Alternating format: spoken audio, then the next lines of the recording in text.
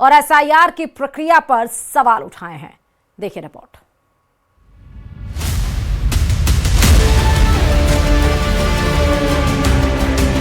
पिछले 47 दिनों में 5वां मौका है जब एसआईआर को लेकर टीएमसी का प्रतिनिधिमंडल चुनाव आयोग का आमना सामना हो रहा है। इस मुलाकात में टीएमसी चुनाव आयोग से 3 आरोपों के बारे में शिकायत करेगी। टीएमसी का पहला आरोप, बड़ी संख्या में जिंदा मतदाताओं को मतदाता सूची में मृत घोषित कर दिया जा रहा है। टीएमसी का दूसरा आरोप, राज्य में माइक्रो ऑब्जर्वर की तैनाती पर पार्टी ने सवाल खड़े किए। टीएमसी का तीसरा आरोप, बीजेपी नेताओं की गाड़ियों में बड़ी संख्या में फॉर्म 7 मिल रहे हैं जो वोटर डिलीशन से जुड़े होते हैं। इस मुलाकात से पहले बंगाल की सीएम ममता बनर्जी ने केंद्र सरकार और केंद्रीय सुरक्षा बलों पर बड़ा आरोप लगाया है। ममता ने आरोप लगाया है कि बंगाल में एसआईआर के काम में केंद्रीय सुरक्षा बलों का इस्तेमाल किया जा रहा है। আমি জীবনে দেখিনি, এমনকি আমার কাছে একটা খবর এসেছে কদিন আগে আপনাদের সাংবাদিকদের আর্মি অফিস থেকে কাউকে ইনভাইট করা হয়েছিল জাস্ট টু টক। আমি এর মধ্যে কোনো ভুল দেখি না, আমি ওদের সম্মান করি, আমি সব ফোর্সকেই। কিন্তু একটা রিকোয়েস্ট করব, আমার কাছে খবর আছে ফোর্টিলিয়ামে একজন কমান্ড্যান্ট এসআইআর এর কাজ করছে এবং বিজেপি করছে, বসে পার্টি অফিসের কাজ করছেন। प्लीज আপনাদের কাছে হাত জোড় করে রিকোয়েস্ট করব, এটা করতে যাবেন না।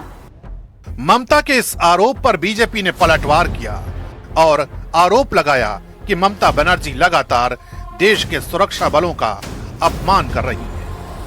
किस जगह पे एक सेंट्रल एजेंसी का रेड चल रहा है उससे फाइल छीन सकते हैं, वो भी कोर्ट स्कैम का हवाला का। अपने पार्टी का जो अपराधी तकते हैं उसको बचाने के लिए जो मुख्यमंत्री इसी स्तर पर गिर सकती है तो उस मुख्यमंत्री के लिए सेना के बारे में वैसे बोले, ये नया क्या? इसका पहले भी वो सेना के बारे में ऐसा आप सब बोले हैं। ये पहली बार नहीं है कि ममता बनर्जी किसी और को, केंद्रीय सरकार को वो दोषी ठहरा रही है। बीएसएफ का काम है जो बॉर्डर है, इंटरनेशनल बॉर्डर, अंतर्राष्ट्रीय जो बॉर्डर है उसका सुरक्षा देना। लेकिन ममता बनर्जी जो अंतर्राष्ट्रीय बॉर्डर का सुरक्षा देने के लिए वो जमीन नहीं देती है, ये एक बार के लिए नहीं कहा। माननीय गृह मंत्री कुछ दिन पहले जब बंगाल आए थे, उन्होंने स्पष्ट रूप से कहा है कि उन्होंने चिट्ठी लिखा है 7 बार। उनके तरफ से, उनके दफ्तर से जो सेक्रेटरी साहब है वो आए थे 4 बार, बैठक करके गए हैं जमीन मांगने के लिए। ममता बनर्जी ये नहीं बोलती है। बार बार एसआईओ को लेके इतना डर क्यों है?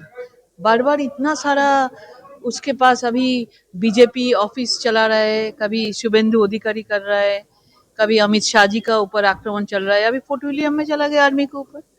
मतलब किसी का सम्मान नहीं है। एसआईआर ऐसा पूरा देश में चल रहा है, कोई जगह में कोई नहीं बोल रहा है, तो मुख्यमंत्री को इतना क्यों दर्द हो रहा है? क्योंकि उसका डर है। इस टाइम में एसआईआर में जो लोग 58 लोगों का नाम बात गया है, क्योंकि 40 लाख का तो आसपास में हम लोग का डिफरेंस था, वो तो हम लोग कवर हो गया, 58 लाख हो गया, तो जीतने का भी कुछ रास्ता है ही नहीं, इसलिए ये सब बोल रहा है। बंगाल में एसआईआर के ऐलान के पहले से ही ममता बनर्जी सरकार उसके विरोध में है और एसआईआर को लेकर केंद्र और बीजेपी पर आए दिन तरह तरह के आरोप लगाती रहती है। और चलिए अब बात चीन की होगी, जिसके मुद्दे पर कांग्रेस में दो फाड़ हो गया है और कांग्रेस के 2 बड़े नेता आमने सामने आ गए हैं। पूरी खबर क्या है इस रिपोर्ट में आपको दिखाते हैं।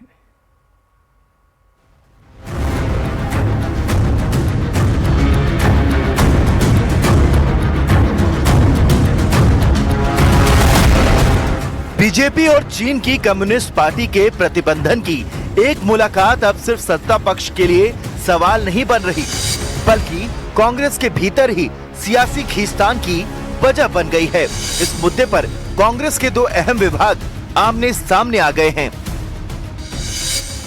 पार्टी के मीडिया विभाग और विदेश विभाग के बीच मतभेद खुलकर सामने आ गए हैं। सूत्रों के मुताबिक विदेशी विभाग के प्रमुख और वरिष्ठ नेता सलमान खुर्शीद ने मीडिया विभाग के प्रमुख पवन खेड़ा की शिकायत सीधे पार्टी आला कमान से की है। सलमान खुर्शीद कांग्रेस के विदेश विभाग के अध्यक्ष हैं और उनकी नाराजगी की वजह है पवन खेड़ा द्वारा चीनी प्रतिनिधिमंडल के बीजेपी नेताओं से मुलाकात पर सार्वजनिक सवाल खड़े करना। सलमान खुर्शीद का मानना है कि यह परंपरा रही है, चीनी डेलीगेशन हिंदुस्तान की पॉलिटिकल पार्टियों से मिलता ही है। इस पर सवाल खड़ा करना ठीक नहीं, बल्कि चीन की सरकार से सवाल पूछना चाहिए। ऐसे में अब यह सवाल उठने लगा है कि आखिर कांग्रेस पार्टी की चीनी डेलीगेशन को लेकर आधिकारिक लाइन है क्या। यह टकराव इसलिए भी अहम हो जाता है क्योंकि भारत आए चीनी प्रतिनिधिमंडल से कांग्रेस के विदेश विभाग के प्रमुख सलमान खुर्शीद ने भी मुलाकात की थी। ऐसे में पार्टी के भीतर अलग अलग संदेश जाने लगे। पवन खेड़ा ने बीजेपी और चीन की कम्युनिस्ट पार्टी के बीच बंद कमरे में हुई बैठक पर सवाल उठाए। उन्होंने पूछा कि क्या इस मुलाकात में सीमा विवाद जैसे गंभीर मुद्दों पर भी बातचीत हुई या नहीं। दूसरी ओर सूत्रों के मुताबिक सलमान खुर्शीद का मानना है कि राजनीतिक दलों के बीच ऐसी मुलाकातें गुडविल जेस्चर होती हैं और कूटनीतिक परंपरा का हिस्सा मानी जाती हैं। उनका तर्क है कि चीनी प्रतिनिधि मंडल को सार्वजनिक रूप से कटघरे में खड़ा करना विदेश नीति के नजरिए से ठीक नहीं। पवन खेड़ा ने अपनी प्रेस कॉन्फ्रेंस में बीजेपी के दोहरे रवैये का आरोप लगाया। लगातार हम चीन के आगे सब कुछ गंवाए चले जा रहे हैं और फिर ये बैठक भी होती है, बैठक को क्लोज डोर होती है, बैठक उनके मुख्यालय पर होती है, उनका स्वागत होता है, गर्मजोशी से होती है, सब कुछ कीजिए। उस बैठक के कुछ घंटों में शख्सगाम घाटी तक पे क्लेम दावा चीन ने कर दिया, इसका भी जवाब दीजिए। लेकिन इस आक्रामक रुख को लेकर कांग्रेस के विदेश विभाग ने आपत्ति जताई और यहीं से पार्टी के भीतर मतभेद गहराते चले गए। दरअसल चीन का डेलीगेशन सोमवार को बीजेपी मुख्यालय पहुंचा था, जहां भारतीय जनता पार्टी के नेताओं के साथ उसकी मुलाकात हुई। इसके बाद मंगलवार को यही डेलीगेशन कांग्रेस के नेता सलमान खुर्शीद से भी मिला। भारतीय जनता पार्टी ने अपनी प्रेस विज्ञप्ति में बताया कि चीनी डेलीगेशन के साथ मुलाकात का मकसद दोनों देशों की पार्टियों के बीच मजबूत संबंध कायम करना था। यह मुलाकात ऐसे समय हुई जब अक्टूबर 2024 में ब्रिक्स सम्मेलन के दौरान प्रधानमंत्री नरेंद्र मोदी और चीनी राष्ट्रपति शी जिनपिंग की मुलाकात के बाद सीमा पर शांति बनाए रखने और बातचीत बढ़ाने पर सहमति बनी थी। बीजेपी इस पृष्ठभूमि में इस बैठक को सामान्य राजनीतिक संवाद बता रही है। कुल मिलाकर बीजेपी और चीनी प्रतिनिधि मंडल की मुलाकात ने कांग्रेस के भीतर विदेश नीति और राजनीतिक रणनीति को लेकर गहरी अहमियत उजागर कर दी। एक तरफ आक्रामक सवाल उठाने की सोच है तो दूसरी तरफ कूटनीतिक संतुलन बनाए रखने का नजरिया। बड़ा सवाल यही है कि चीन जैसे संवेदनशील मुद्दे पर कांग्रेस की आधिकारिक आवाज आखिर किसकी मानी जाएगी।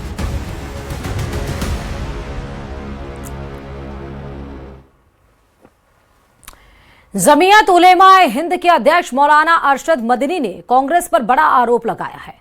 अरशद मदनी के मुताबिक आजादी के बाद कांग्रेस ने सांप्रदायिक ताकतों के साथ नरमी बरती, जिसके चलते ये ताकतें मजबूत हुई। अगर 1948 में महात्मा गांधी की हत्या के बाद उन्हें कुचल दिया जाता तो देश भर